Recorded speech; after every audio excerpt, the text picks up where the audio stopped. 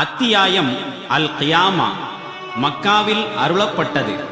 வசனங்கள் 40. அளவிலா கருணையும் இணையிலா கிருபையும் உடைய அல்லாஹுவின் திருப்பெயரால்.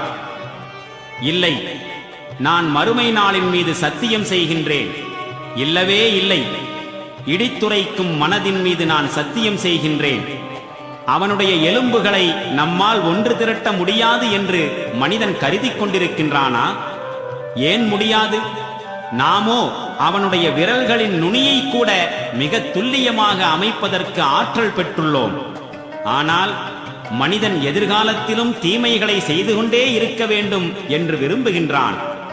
அந்த மறுமை நாள் எப்போது வரும் என்று அவன் கேட்கின்றான். பிறகு பார்வை நிலைகுத்தி விடும்போது, மேலும் சந்திரன் ஒளி குன்றிப் போகும்போது, மேலும் சந்திரனும் சூரியனும் ஒன்றாக இணைக்கப்படும் போது, அந்த நாளில் இதே மனிதன் நான் எங்கே சென்று ஓடி ஒளிவது என்று கேட்பான். ஒருபோதும் இல்லை, அங்கு எந்த புகலிடமும் இருக்காது.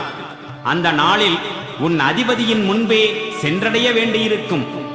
அந்த நாளில் மனிதனுக்கு அவனுடைய முந்தைய பிந்தைய செயல்கள் அனைத்தும் எடுத்து காண்பிக்கப்படும். ஏன், மனிதன் தன்னை பற்றி நன்கு அறிந்தவனாக இருப்பான். அவன் எவ்வளவுதான் சாக்கு போக்குகளை கூறினாலும் சரியே. நபியே, இந்த வகியை அவசர அவசரமாக மனனம் செய்வதற்காக உமது நாவை அசைக்காதீர். அதை நினைவில் நிறுத்தச் செய்வதும் ஓதும்படி செய்வதும் நமது பொறுப்பாகும். ஆகையால் நாம் இதனை ஓதிக் காட்டும் போது அவ்வாறு ஓதிக் காட்டுவதை நீர் கவனத்துடன் கேட்டுக்கொண்டிருக்கவும், பின்னர் இதன் கருத்தை விளக்குவதும் நமது பொறுப்பே ஆகும். ஒருபோதும் இல்லை. உண்மை யாதெனில், நீங்கள் உடனடியாக கிடைக்கக்கூடியதை, அதாவது இம்மையை நேசிக்கின்றீர்கள், மறுமையை விட்டுவிடுகின்றீர்கள்.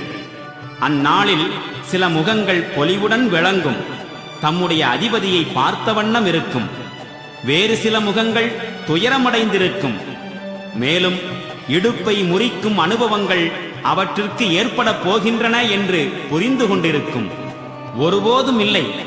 உயிர் தொண்டை வரை எட்டும் போது, மேலும் மந்திரித்து ஊதுபவர் எவரேனும் உண்டா என்று கேட்கப்படும் போது, மேலும் இது உலகை விட்டு பிரியும் நேரம் என்று மனிதன் புரிந்து கொள்ளும் போது, கெண்டைக்காலுடன் பின்னி பிணையும் போது, அந்த நாளில்தான் உன் அதிபதியின் பக்கம் திரும்பிச் செல்ல வேண்டியிருக்கும். ஆனால் அவன் உண்மையென ஏற்கவும் இல்லை, தொழவும் இல்லை. மாறாக பொய்யென வாதிட்டான், திரும்பிச் சென்றான். பின்னர் ஆணவம் கொண்டு தன் குடும்பத்தாரிடம் சென்று விட்டான். இந்த நடத்தை உனக்குத்தான் பொருத்தமானது, உனக்குத்தான் அழகானது. ஆம், இந்த நடத்தை உனக்குத்தான் பொருத்தமானது, உனக்குத்தான் அழகானது. மனிதன் வெறுமனே விட்டுவிடப்படுவான் என்று எண்ணிக்கொண்டிருக்கின்றானா என்ன? கருவறையில் செலுத்தப்படும் அற்பமான இந்திரிய துளியாய் அவன் இருக்கவில்லையா? பின்னர் அவன் ஓர் இரத்தக்கட்டியாக ஆனான். பின்னர் அல்லாஹ் அவனுடைய உடலை படைத்தான், அவனுடைய உறுப்புகளை பொருத்தமாக அமைத்தான்.